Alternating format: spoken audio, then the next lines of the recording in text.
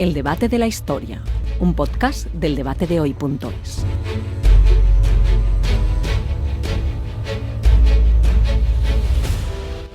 ¿Qué tal? Bienvenidos a un nuevo programa y también a una nueva temporada del debate de la historia, este diálogo entre historiadores que propicia el debatedehoy.es con la coordinación de Carlos Gregorio Hernández, doctor en Historia, director del Colegio Mayor San Pablo y coordinador del máster universitario en Historia Contemporánea que ofrece la Universidad CEU San Pablo y que ya ha arrancado su segunda promoción. Carlos, bienvenido. Hola Pablo, encantado de continuar. Un año más con el podcast. Gracias por la invitación. Y también está con nosotros, que ya nos saludaba, Pablo Pérez López, director del Departamento de Historia en la Universidad de Navarra, porque este año, con estas cuestiones de la pandemia, hemos ampliado nuestro estudio y si antes grabábamos en el Centro Audiovisual de la Universidad, ahora tenemos un estudio tan grande que nos permite estar en Madrid y a la vez en Pamplona. Pablo, bienvenido. Muchas gracias, Pablo. Perdóname porque antes ha habido una confusión, porque Nada. somos homónimos y nos saludamos todos al mismo tiempo. Pues con Pablo Pérez vamos a hablar del libro Charles de Gaulle, el estadista rebelde, su biografía del militar francés publicada en Ciudadela. Y nos acompañan también en este amplísimo estudio, como es tan grande, pues podemos invitar a todos los que queramos. Está José Luis Orella, que ya es habitual en nuestro podcast, profesor titular de Historia Contemporánea en la Universidad CEU San Pablo. José Luis, bienvenido una vez más. Pues nada, siempre es un placer colaborar con vosotros. Y también tenemos a Mar Zapata, que también estuvo con nosotros como alumno del máster universitario en Historia Contemporánea y lo saludamos ahora como casi alumno de doctorado. Bienvenido, Marc. Hola, buenas, muchas gracias. Y nada, antes de empezar os recuerdo que podéis suscribiros y escuchar estos podcasts del debate de hoy, del debate de la historia, en iVoox, en Apple Podcast, también estamos en Spotify y en YouTube. Carlos, ahora sí te dejo que presentes como se merece a nuestro invitado, a nuestro primer invitado de la tercera temporada, a Pablo Pérez López. Pues don Pablo Pérez López es catedrático de Historia Contemporánea en la Universidad de Navarra. Es, creo que pamplonica de Valladolid, si no me equivoco, porque ya había sido catedrático en la Universidad de Valladolid hasta el año 2013. Aunque yo leo esto en la solapa del libro de Charles de Gaulle, tenía memoria al menos que había sido antes esa cátedra. Y es autor pues, de un montón de obras de referencia sobre los católicos en el siglo XX, en el periodo entre guerras. Ha realizado otra biografía de Charles de Gaulle, previa a esta. Ha escrito sobre la transición, ha escrito sobre el 68, es decir, ha escrito sobre muchos de los momentos pues, en los que transita la vida de este gobernante francés, aunque su tesis doctoral fue sobre un periódico de Valladolid, precisamente también un diario del periodo de entreguerras, diríamos, ¿no? de la Segunda República Española, aunque su trayectoria realmente pues, tiene más que ver con la historia universal que con la historia de España. Me refiero a lo que serían las publicaciones. Dirige pues, un seminario de humanidades, de referencia en España y está todo el día trabajando. Yo me enteré no hace mucho cuando le invité a una clase del máster de Historia Contemporánea que también fue director de un colegio mayor. No me equivoco, el Colegio Mayor Belaco, así que ha tenido muchos quehaceres a lo largo de su trayectoria. Muy bien, pues con todas estas presentaciones, si os parece, empezamos con este programa y si os parece empezamos hablando de Gaulle, Carlos, antes de Gaulle, es decir, antes de que llegue la Segunda Guerra Mundial. Para mí, leyendo la biografía que ha escrito Pablo, además está publicada en un momento ideal. Esta semana se estrena una película sobre De Gaulle, creo que en torno al día 20 de noviembre es el estreno de esa película, que trata pues, una faceta tardía de la vida de este general. A mí me llamó especialmente la atención un hecho que yo no conocía, que había tenido una hija con síndrome de Down y que eso marcó su trayectoria. Entonces quisiera preguntarle a Pablo ¿en qué sentido puede marcarte a ti, a un general, a un futuro jefe de gobierno, el tener una hija con síndrome de Down, su tercera hija? Sí, buenos días. Carlos, muchas gracias por la pregunta y por la invitación. Tengo que hacer una pequeña rectificación que afecta a mi lugar de nacimiento porque nací en Zamora y para los zamoranos es importante mantener... Recuerdo un humorista amigo mío que hacía una viñeta, José María Nieto, muy divertida, en la que aparecía un lince que decía: estoy en doble peligro de extinción porque soy lince y zamorano, ¿no? Entonces era la broma. Entonces que tengo que conservar la mención de Zamora, que es, afortunadamente para mí, mi lugar de nacimiento, aunque luego efectivamente viví 30 años en Valladolid y he hecho allí mi carrera y estoy muy unido a mis amigos de esa ciudad. Entonces vamos con la pregunta que haces, que es sobre el de Gaulle más humano, el que está detrás de lo que su propio hijo, Philippe, el mayor, decía que era como una coraza en su padre. De Gaulle tenía la idea de que el jefe, el líder, tenía que tener frente a las personas que mandaba una imagen tan extraordinariamente sólida que debía ocultar algunos elementos que le hicieran en cierta manera misterioso y siempre conservaran de él la imagen de alguien que puede llevarte al éxito o a solucionar tus problemas, ¿no? Y eso le hizo durante toda su vida, de cierta manera, ocultar su faceta más humana, la faceta familiar. Le costaba muchísimo, de hecho lo impedía siempre que podía, que hubiera fotografías de su vida familiar en los medios de comunicación. Y su hija pequeña, Ana, tuvo para él una gran importancia, que tuvo una cierta dimensión pública. Entonces vamos, diríamos, por partes con el asunto. ¿Por qué su hija es importante para él? Bueno, es evidente que los hijos para él eran importantes. Era un hombre que concedía a la familia una gran importancia, aunque esto le hacía preservarla de su dimensión pública, manteniendo muy separado al hombre de Estado de el de Gaulle íntimo. Pero él reconoce que Ana, con su enfermedad, ha sido para él la manera de entender que los límites de la acción humana son muy importantes y que la dimensión última de una vida está más allá de las realizaciones temporales. Él es un hombre creyente, tiene para él la vida un sentido trascendente, importante, y en la visión de alguien extraordinariamente limitado en la manifestación de su fuerza en este mundo, él constata la presencia de una fuerza que supera a las actividades de prestigio, de organización, de consecución de metas, que son la ocupación del líder la mayor parte de su vida. Y esto, diríamos, en un hombre como de Gaulle, que era extraordinariamente exigente, tanto consigo mismo como con los demás, que le costaba mucho dar importancia a cosas que no fueran extremadamente necesarias para llevar a cabo metas importantes. A él, por ejemplo, le irritaba tener que ocuparse de cuestiones materiales, ¿no? Que no estuvieran en su sitio los sobres para escribir, que no estuvieran los bolígrafos a mano, que las cosas no estuvieran preparadas y ordenadas, le resultaba irritante. Que te aparezca un ser humano que tiene todo descolocado, como es alguien que tiene una necesidad que le hace dependiente continuamente, le enseñó cuál es la esencia, dice él mismo de sí, la esencia real de la vida, los límites y la finalidad, el fin último de la vida. Y le costó aprenderlo. Él reconoce que para él y para su mujer fue una prueba importante.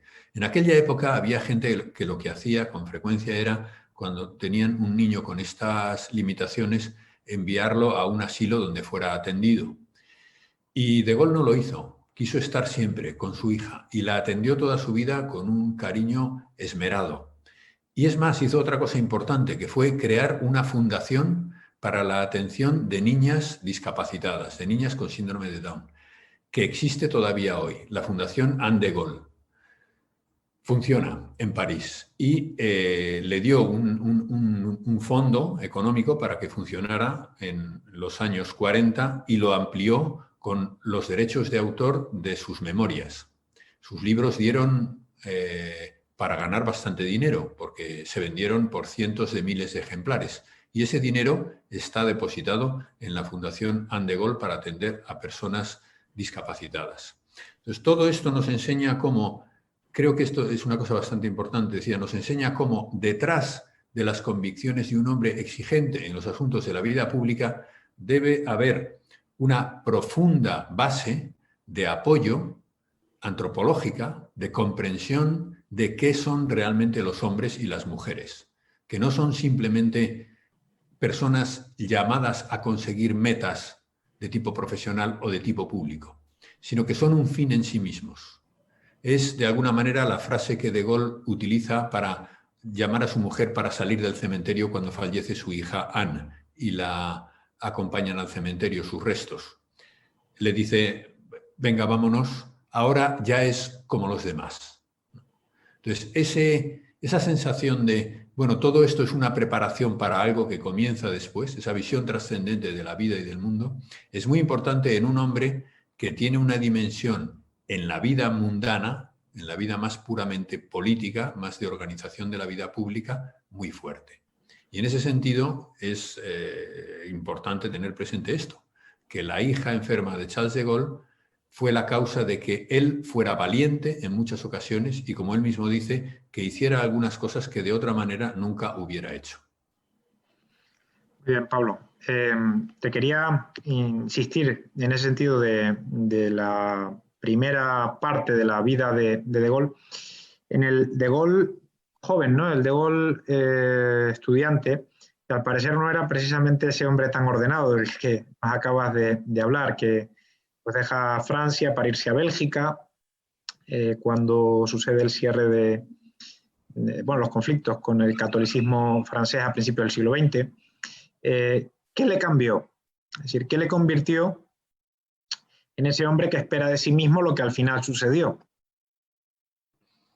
Sí, ciertamente de adolescente era bastante travieso y comparado con sus hermanos era difícil dominarle. Era impulsivo. Y lo que le hizo cambiar fue fundamentalmente la decisión de hacerse militar. Él había soñado siempre, de niño, por lo que cuenta, con prestar grandes servicios a su país y acaba materializando ese deseo en el deseo de prestar un servicio en la carrera de las armas. Hay que tener en cuenta que Francia vive empapada en el espíritu de revancha de lo que ellos llaman el desastre de 1870, la victoria alemana sobre Francia en la guerra franco-prusiana. Entonces, esta idea de restablecer el honor de Francia, de volver a levantar el prestigio de Francia, de considerar la ayuda a su país para ponerlo en primera línea como un deber vital, es lo que pone en fila el talento de De Gaulle, que por ejemplo se había manifestado ya de joven en sus pinitos literarios, ¿no? Y le lleva a vivir de una manera efectivamente más ordenada, más metódica, haciéndose más estudioso, más deseoso de profundizar en las realidades de la vida de su patria. Hay como dos elementos que serán claves en su formación: el estudio de la historia francesa, que le apasiona, y el conocimiento de las letras francesas, la lectura de los autores franceses, que son para él un gran nutriente. No solo los franceses, también los clásicos, pero De Gaulle se nutre fundamentalmente de los clásicos grecorromanos y de los franceses, que lee con pasión. Y esto le lleva ya luego a la carrera militar y posteriormente, ya una vez que esté en la carrera militar, acabará viendo que tiene todavía más importancia para él la cuestión intelectual todavía que la formación militar. No obstante, una de las cosas que llaman la atención de él como joven oficial es que es capaz de hacer análisis históricos que van a coincidir con lo que juzguen otros historiadores de una manera más reposada 15 o 20 años después de los acontecimientos que él analizó. Era un hombre que tenía una gran capacidad de disección de la actualidad con sentido histórico. Sí. Pablo, quería preguntarte precisamente también por el De Gaulle soldado, ¿no? Bueno, capitán, que es casi como aparece ya en el libro después de ir a la academia de Saint-Cyr, y empieza la Primera Guerra Mundial y tiene pues ese descubrimiento de lo que es el campo de batalla. ¿Cómo influye en su trayectoria lo que vive pues, en Verdún, el tiempo de cautiverio, el tiempo de prisión, el trato entre los alemanes, la gestión de la guerra por parte de Francia, el hecho de que la familia, pues, bueno, que vean desaparecer hermanos, en su caso no, en su caso sobreviven a la guerra, ¿cómo le influye toda la Primera Guerra Mundial? Bueno, son muchas preguntas. Voy a intentar centrarme en lo más importante, porque para él su vida militar es inicialmente la base de su formación, en buena medida, junto con esto otro que he mencionado hace un momento.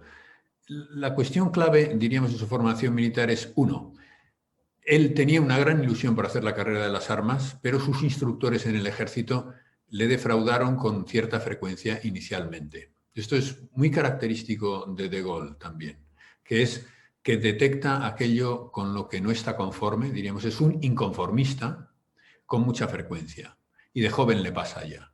Entonces él ama mucho a su país, ama mucho su ejército, pero ve de una manera clara cuáles son los defectos de su país y cuáles son los defectos del ejército de su país en el que él sirve. Casi inmediatamente después de haber salido de la academia y haber empezado a prestar servicio, él elige el arma de infantería. Había tenido una buena nota en Saint-Cyr, él había entrado por debajo, mejor dicho, del número 100 en la academia y termina entre los primeros 20 de su promoción. El primero de su promoción fue el que luego sería el general Joan. Él termina la academia y sirve en infantería con el coronel Pétain. Y tiene, cuando estalla la guerra, la ilusión de que haya llegado el momento de cumplir el sueño de su vida, prestar ese gran servicio a su país. Entonces, lo que se ve durante la guerra es, primero, tiene un gran afán de estar en primera línea.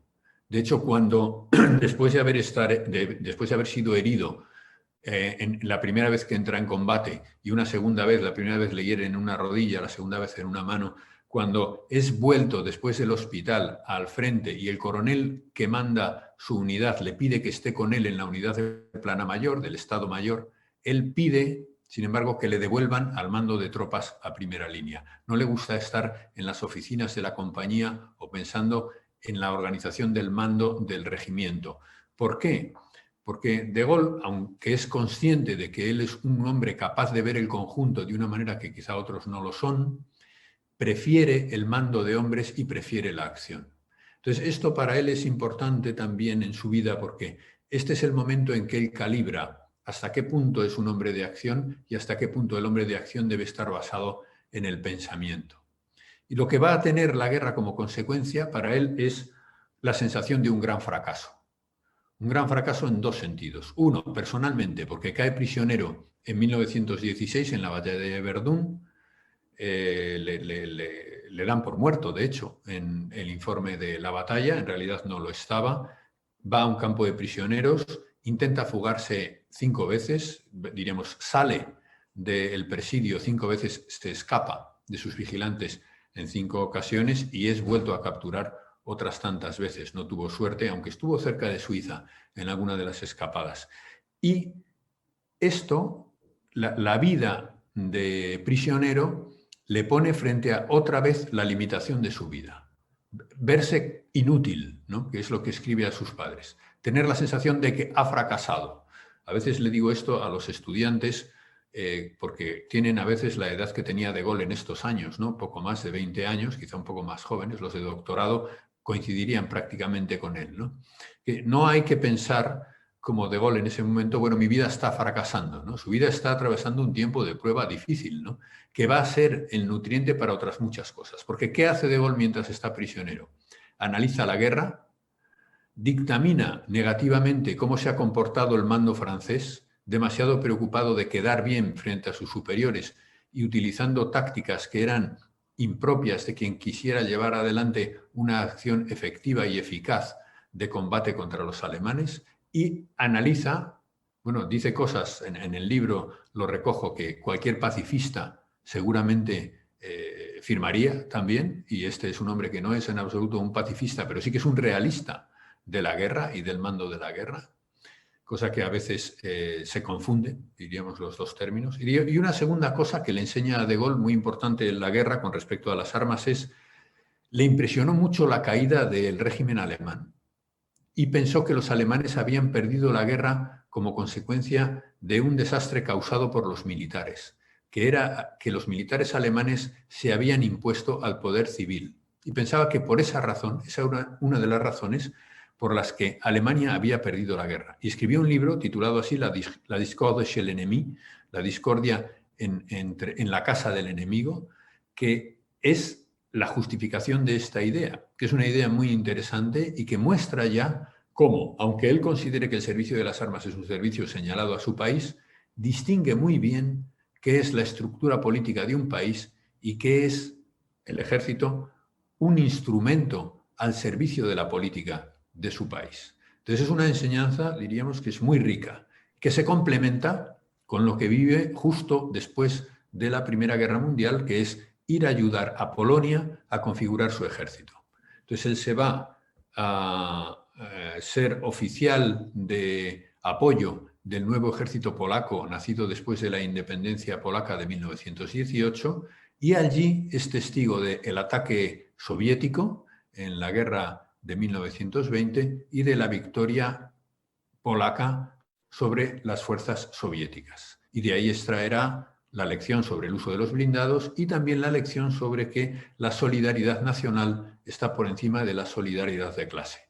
Entonces, como te decía, son muchas cosas, porque son unos años muy densos. Los años 1914-1920 son años en la historia europea donde el acontecer se acelera, como ocurre en casi todas las guerras. Y De Gaulle, aunque se pasara preso prácticamente 3 años de su vida, esto le condujo a reflexionar con profundidad sobre los elementos centrales de su actividad como militar, cosa que seguirá haciendo más adelante. De Gaulle, a partir del final de la Primera Guerra Mundial, participa en misiones en el extranjero, que diríamos ahora, ¿no? Al menos la de Polonia. La de Líbano, en cambio, estaríamos hablando del protectorado, que en el fondo es en el extranjero. Y también pasa en esos años por otro tema del que te quería preguntar, que era el vínculo con el general Pétain, ¿no? Es decir, ¿por qué se aproxima Pétain? ¿Y por qué acaba diciendo que es un hombre fallecido en 1925, cuando vive hasta, si no me equivoco, hasta los 50, el general Pétain?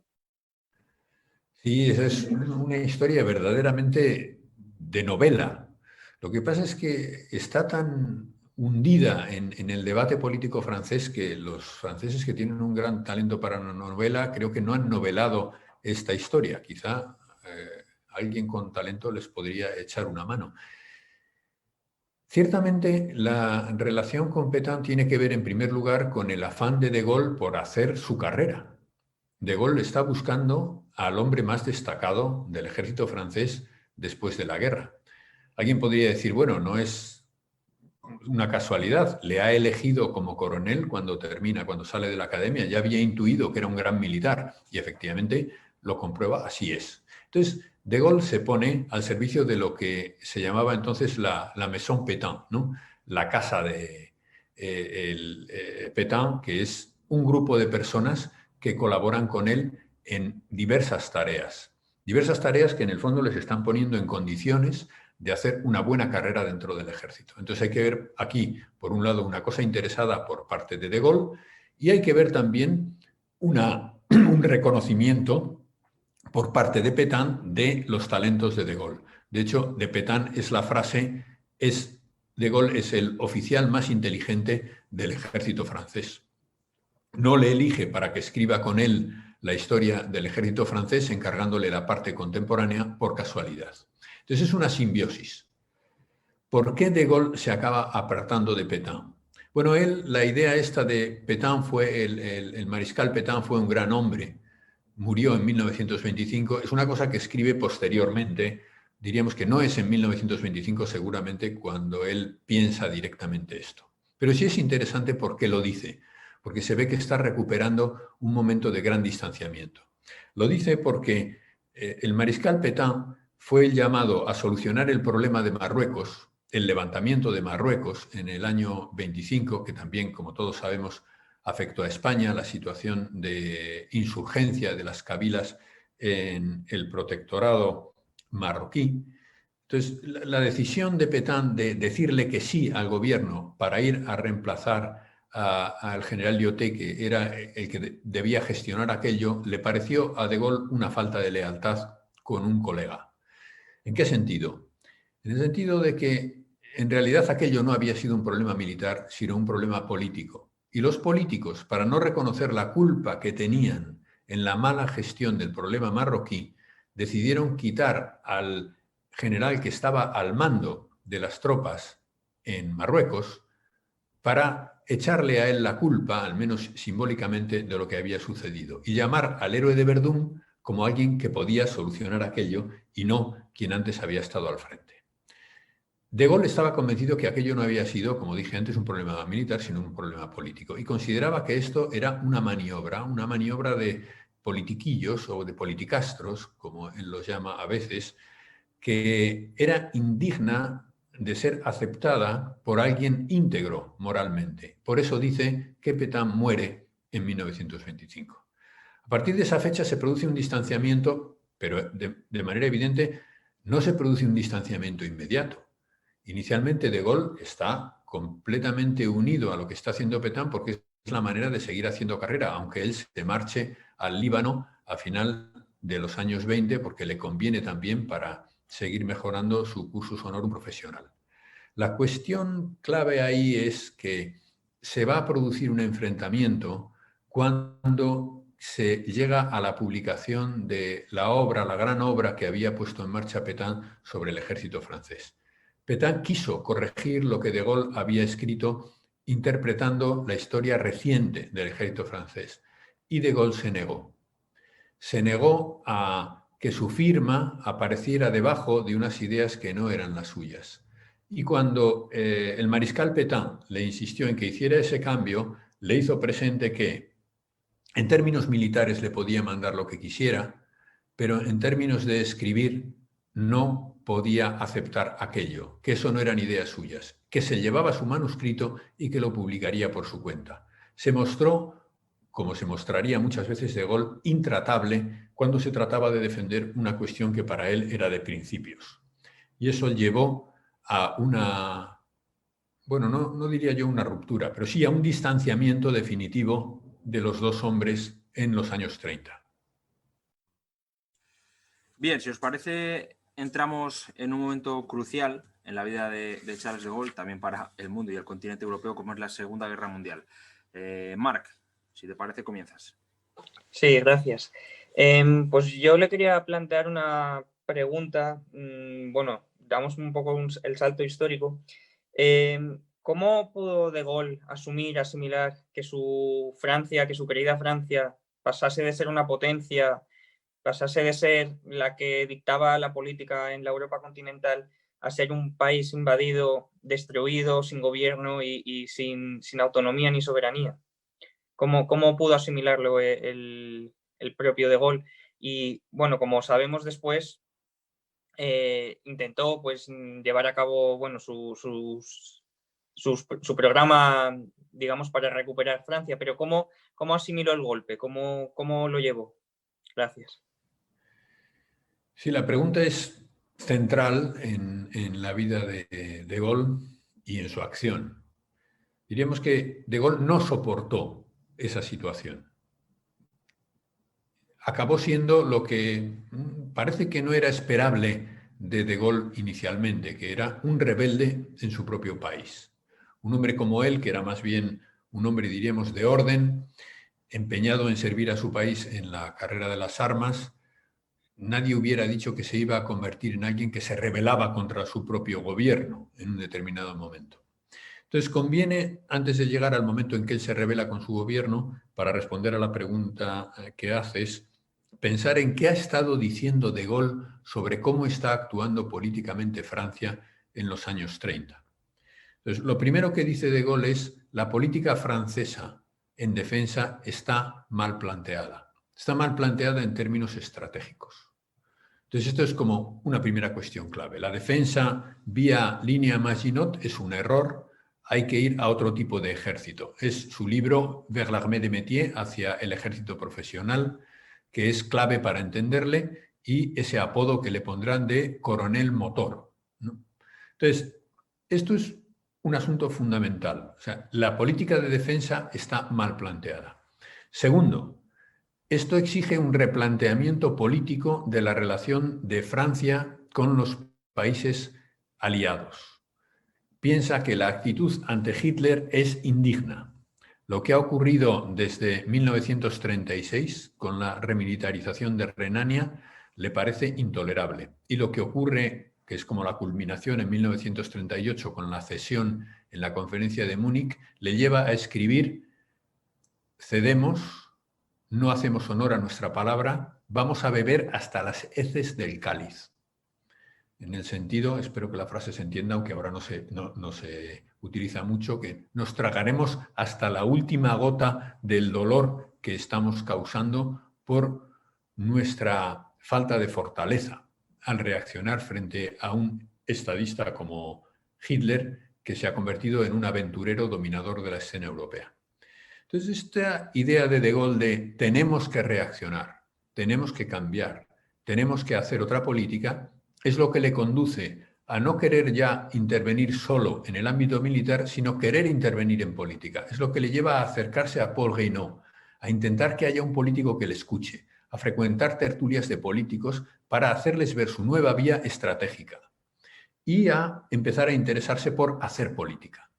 Es lo que le lleva a escribir en enero de 1940 ese memorándum que se ha hecho famoso, al que Jean Lacouture le puso el nombre del memorándum de Cassandra, porque es como una anticipación casi profética de cómo va a ser el ataque alemán y la invasión de Francia. Un memorándum en el que le dice a las autoridades francesas, a los políticos franceses: si no cambiamos ahora, vamos a perder lamentablemente la primera parte de la guerra y un tiempo precioso. Y para cambiar vamos a tener un esfuerzo que es posible que ya nos lleve años. Y lo vamos a tener que hacer con nuestros aliados. Estos son dos elementos clave que están en la raíz de lo que a él le va a pasar el 18 de junio. Es decir, cuando se produce efectivamente el ataque alemán, se cumple lo que él había previsto en el memorándum de enero del 40. En mayo, los alemanes atacan a través de las Ardenas con divisiones blindadas que avanzan a toda velocidad, que desbordan al ejército francés y que rompen su capacidad de defensa. Entonces, él en ese momento ve cumplido su pronóstico de que tienen que rehacer completamente su defensa, que tienen que combatir de una manera nueva y que deberán hacer la guerra durante largo tiempo si quieren ganarla. Entonces, este es el elemento clave. Él piensa que pueden ganar, que pueden hacer una guerra para vencer. No se siente derrotado, a pesar de que su país es derrotado. Y esto es la contradicción que habita la gran apuesta vital de Gaulle, que es: no voy a admitir que no podemos volver a ser grandes. Esto es imposible. Tengo que rehacer mi país.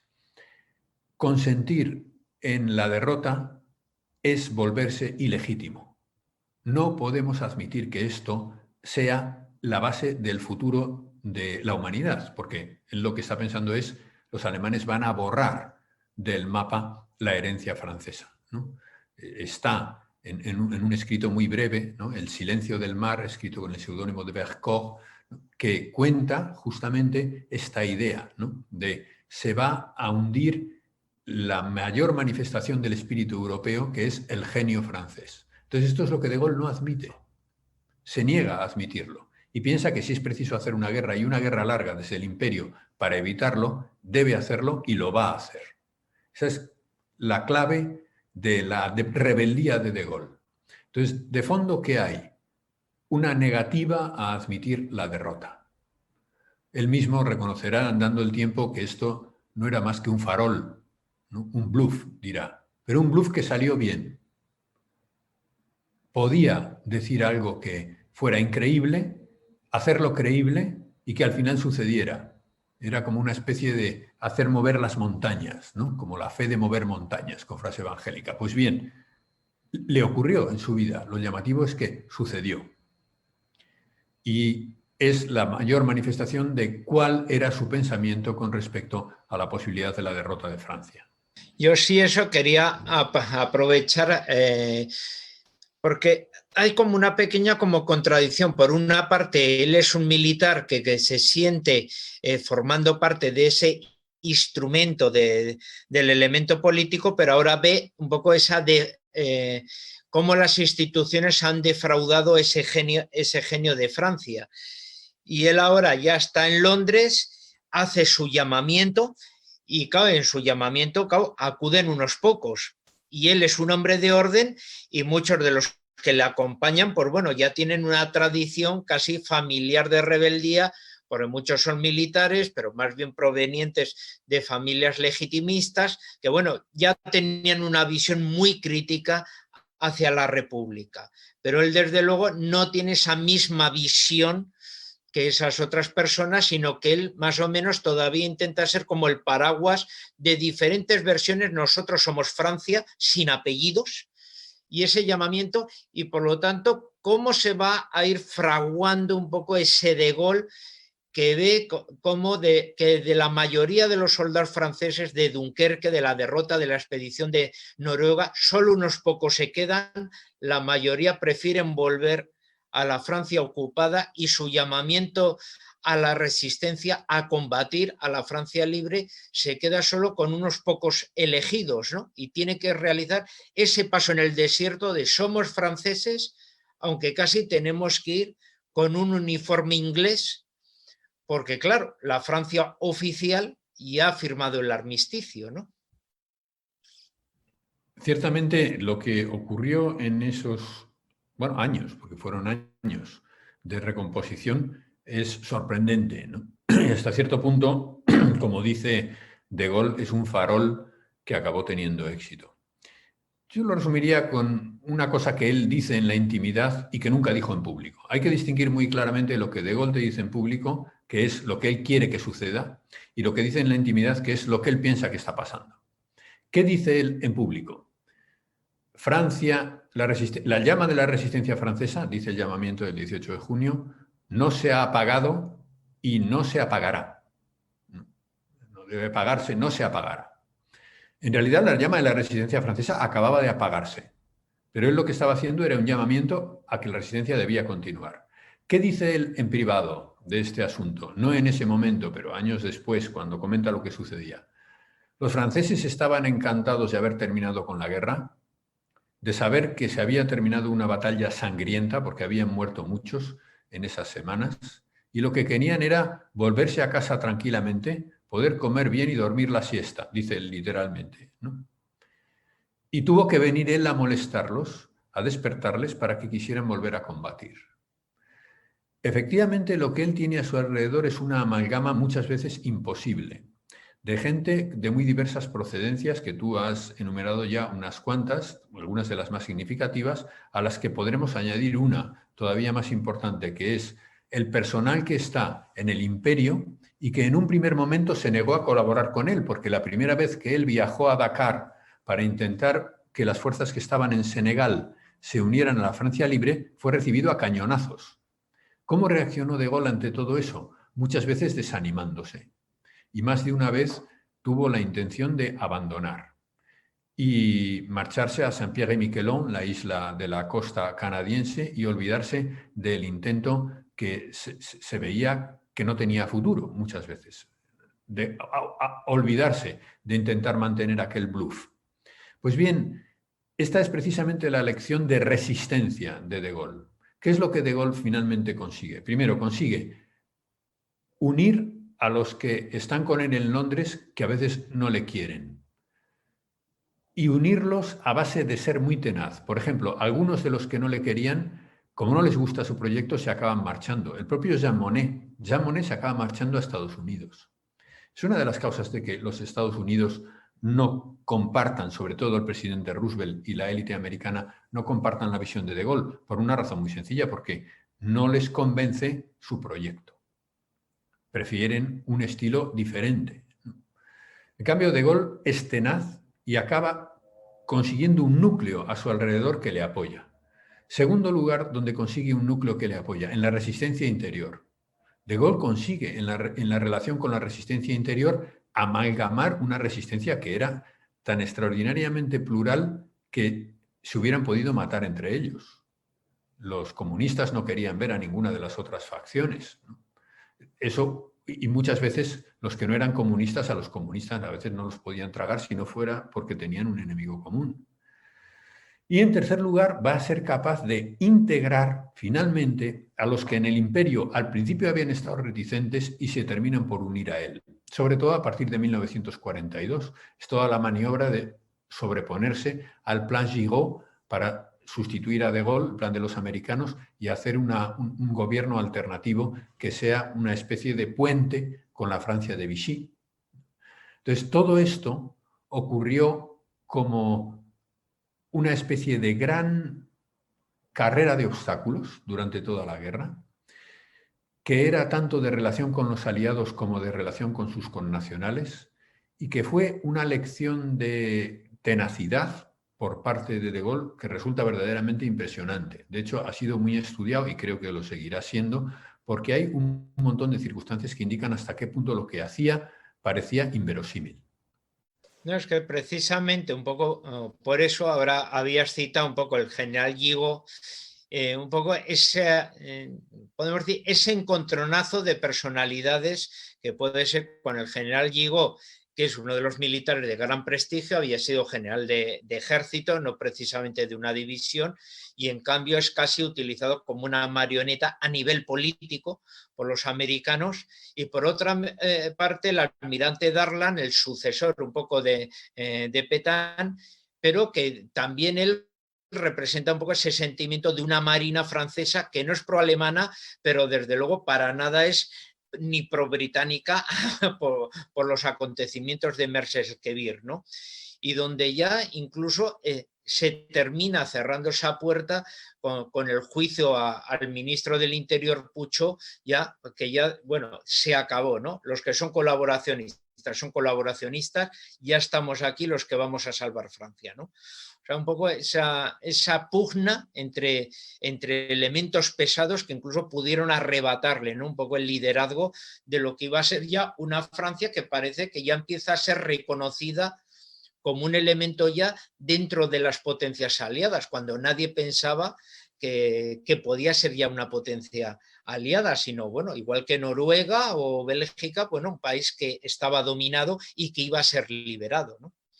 Sí, liberado, pero yo añadiría un matiz, es verdad todo lo que dices, pero se puede añadir un matiz que es, los aliados estaban de acuerdo en ver a Francia liberada, pero no a verla entre las primeras potencias del mundo. Iba a ser una segundona. El plan era hacer lo que se hizo con España después de las guerras napoleónicas, reducir a quien había estado en primera línea a ser alguien absolutamente insignificante en el gran concierto internacional. Y esto no ocurrió porque estaba De Gaulle, porque De Gaulle percibió esta maniobra y se convenció de que tenía que actuar para devolver a la primera fila a Francia. Y eso es lo verdaderamente increíble a veces. Bueno, yo creo que con frecuencia, cuando uno estudia a De Gaulle, resulta francamente sorprendente cómo puede convencerse de esto y cómo puede realizarlo. Es decir, su capacidad de plegarse en unas ocasiones y maniobrar para insistir hasta conseguir en que su objetivo político, la restauración de la grandeza francesa, tenga una posibilidad en el concierto internacional. A pesar de que, bueno, vamos a ver, lo que decías, el enemigo es Inglaterra, para un hombre como Darlan, es posible, ¿no? Pero para De Gaulle también. Es curioso. Él estaba por la fusión de Francia e Inglaterra en una sola nacionalidad en el año 40, en la propuesta que presenta el gobierno.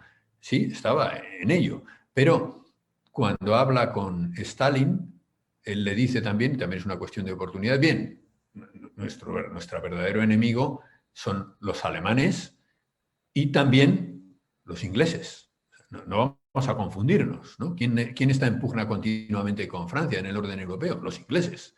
No nos vamos a engañar a estas alturas. Entonces, en ese sentido, la búsqueda de la independencia por parte de Gaulle, y de ahí también su afán por recuperar el imperio, son elementos claves para entender cómo concibe él la situación de Francia en el orden internacional y cómo entiende que debe ser la política francesa después de la guerra.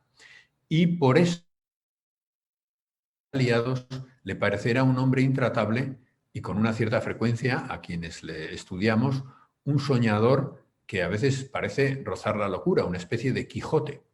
Y lo curioso de esto es que cuando él vuelve como jefe de Estado en 1958 y cuando se convierte en presidente de la República, esta idea va a estar vertebrando su nuevo proyecto político. Bien, Marc, si te parece, última pregunta y pasamos al bloque 3, que hemos venido a llamar el golpe contra el golpe. Pues también le quería preguntar sobre sus relaciones con Churchill, que como explica en el libro, pues tuvieron bastantes altibajos. Hubo momentos en los que el entendimiento fue mayor, luego momentos con un mayor enfrentamiento. Y sobre esta cuestión también, ¿cómo fue su relación y si su visión del futuro del mundo tuvo coincidencias entre ambos líderes? Hay una gran coincidencia con Churchill en una cosa: no se puede pactar con los nazis. Representan el hundimiento de la civilización occidental, de la civilización cristiana. No se puede estar con ellos. Y hay un elemento de divergencia claro. Churchill tiene un gran interés en la victoria, pero no tiene ningún interés en la victoria de Francia en primera línea. Sí en que Francia no desaparezca. Esto es importante señalarlo. Siempre Churchill estaba con esto y por eso De Gaulle le da la medalla de la Orden de la Liberación. En ese sentido, la relación entre Churchill y De Gaulle, sobre la que se ha escrito ya bastante y que es muy interesante, es una relación compleja entre dos hombres que representan a dos de los estados con más larga tradición de Europa y a dos hombres con una visión de la política muy aleccionadora. Por otra parte, son dos hombres, uno que resulta simpático por cómo vivía, por cómo era, por cómo se presenta a sí mismo, Winston Churchill, y otro que resulta frecuentemente antipático, que es De Gaulle, que esto tiene mucho que ver con cómo es el mundo después de la guerra y la preeminencia de lo anglosajón, pero tiene también que ver con sus personalidades. Entonces, la entente entre De Gaulle y Churchill fue siempre difícil, fue compleja. Los dos lo sabían y lo llevaron adelante con la calma que pudieron. Ciertamente, para Churchill, De Gaulle era un actor secundario en la gran acción que él llevaba adelante. El principal actor era Roosevelt, que era quien tenía la fuerza para derrotar a los alemanes. Sin embargo, De Gaulle era consciente de que para Europa, probablemente, culturalmente y políticamente, De Gaulle era todavía más importante que Roosevelt. Ahora bien, cuando De Gaulle le pone ante un dilema tremendo, pidiéndole que no se trate a Francia como un país ocupado, como han previsto los norteamericanos, Churchill le contesta: mire usted, si tengo que elegir entre ustedes y alta mar, le grand large, los americanos en definitiva, elegiré siempre alta mar. Y esto es también muy interesante, es muy aleccionador desde el punto de vista histórico. Esta es la gran dificultad estratégica que tenía que sobremontar De Gaulle.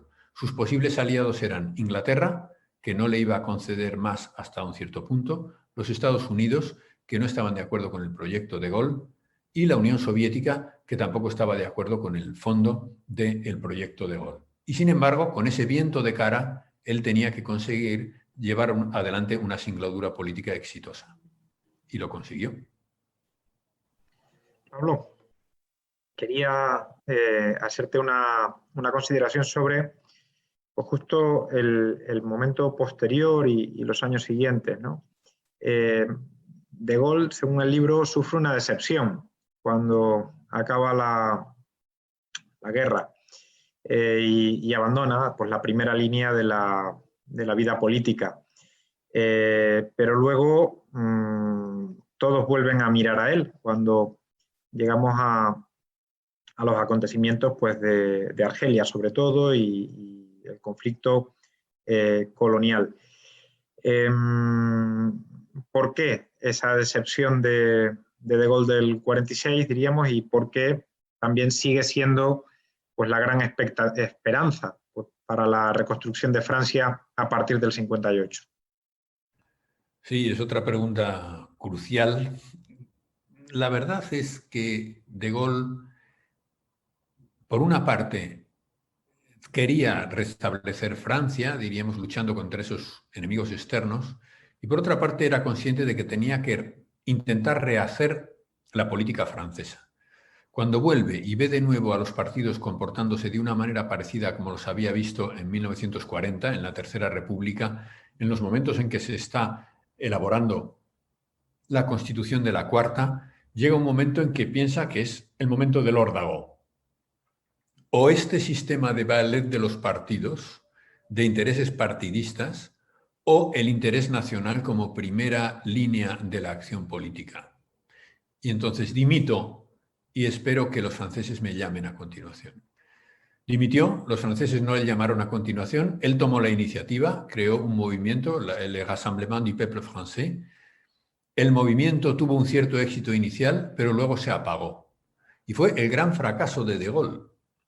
Tuvo que pasarse 12 años asimilando, digiriendo el fracaso de su reforma de la política francesa.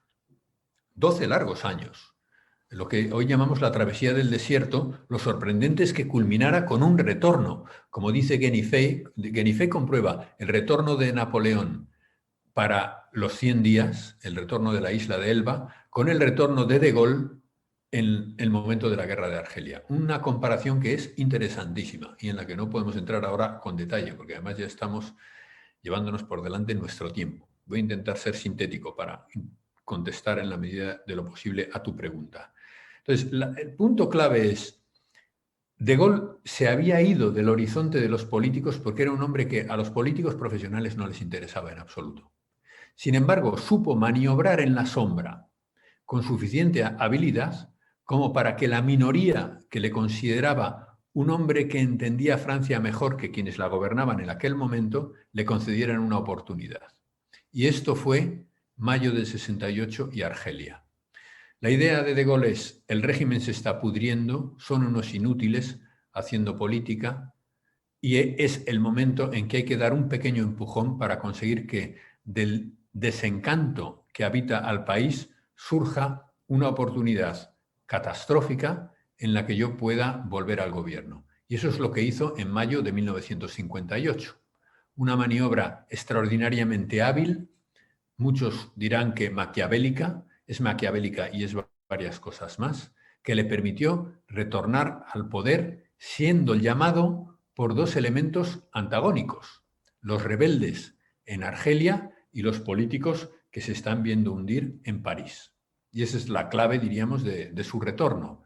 Pero es un retorno que no vino acompañado de un gran aplauso por parte, por ejemplo, de la opinión pública francesa, sino más bien de sorpresa y sobresalto. Se impuso como una realidad de emergencia y funcionó. Lo llamativo fue que funcionó. Tuvo un apoyo popular masivo cuando se produjo el referéndum para la aprobación de la Constitución de la Quinta República. José Luis.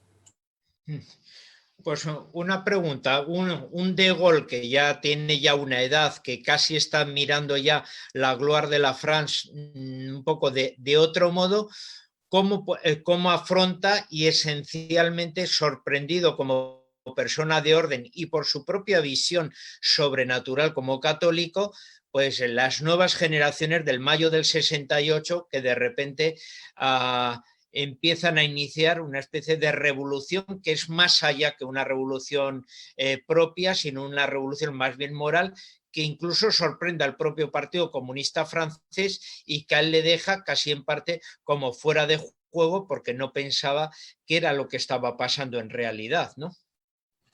Sí, mayo del 68, sobre esto he escrito y la reacción política de Gaulle son muy interesantes para entender nuestro tiempo. Yo subrayaría dos cosas, porque con el tiempo que tenemos tengo que ser muy sintético. Primera, De Gaulle era consciente de muchos elementos de la crisis que vivimos hoy en día. La crisis de las democracias, es decir, él entendía que había una crisis de participación del ciudadano en la vida política y que había que proceder a una reforma seria del sistema democrático y del sistema de participación de los ciudadanos en la vida pública y de los trabajadores en la vida de las empresas. Y segundo, entendía que se estaba produciendo un deterioro de los fundamentos culturales sobre los que se apoyaba la idea política francesa. Para lo primero tenía una respuesta clara, diríamos, tenía claro cómo podía reaccionar. Para lo segundo, no. En lo segundo, él era como un hombre de otro tiempo ya. Todo lo que él había construido se basaba en una manera de entender Francia de un tiempo, que es justamente lo que en estos momentos se estaba perdiendo, como consecuencia de un gran cambio en la manera de entender Occidente. Pero hay una gran relación entre las dos cosas. Es cierto que De Gaulle acertaba en la idea de que era precisa una reforma de gran calado para mantener la democracia francesa y las democracias occidentales, que estábamos caminando hacia un estado de crisis que iba a ser producto de las nuevas necesidades nacidas de sociedades extraordinariamente mecanizadas, donde la gente se sentía alienada por la extraordinaria capacidad de decisión de los elementos técnicos que parecían que le iban retirando su propia capacidad de gobierno de sus vidas, ¿no? Entonces esto es una cosa que está entremezclada en la crisis de mayo del 68, que va a ser, yo diría que vendida a bajo precio con toda la moda de la revolución sexual y toda la facilonería moral que se convirtió en el estándar de vida de los años siguientes, que no arregló nada y sigue sin arreglarlo, pero que daba la impresión de ser un nuevo horizonte de libertades, ¿no? Entonces esto creo que nos afecta hasta nuestros días y en ese sentido es una respuesta que tiene que estar necesariamente abierta.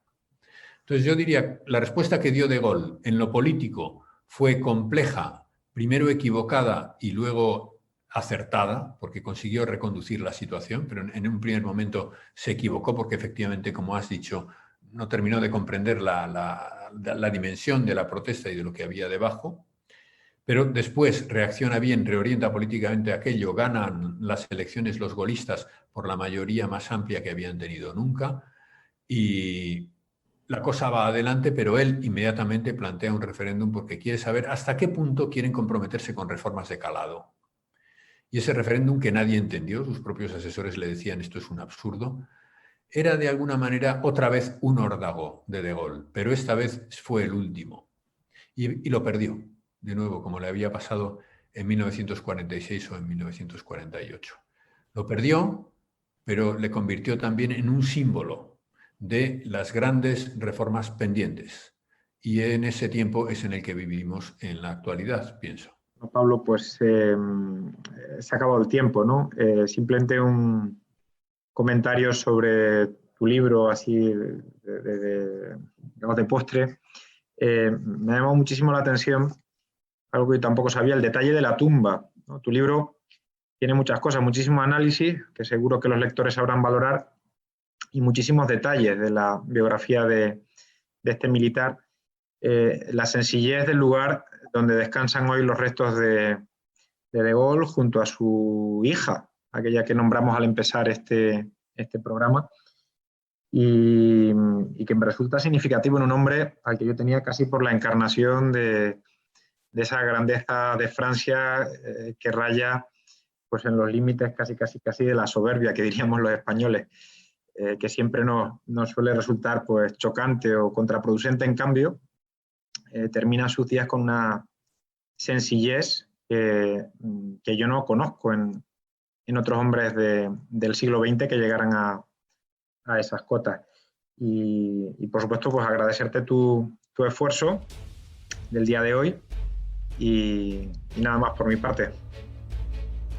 Muchas gracias, Carlos. Efectivamente, esa tumba de un hombre de pueblo, diríamos, como que fuera la tumba de un campesino, rimando con la de su hija, es muy significativa. Y como destacó Maurice Aguilon, el gran historiador de la República Francesa, nos dice mucho sobre Charles de Gaulle. Yo ahí recomendaría también las páginas de Patrick Guénifé en ese libro, Napoleón y de Gaulle, que compara las dos tumbas.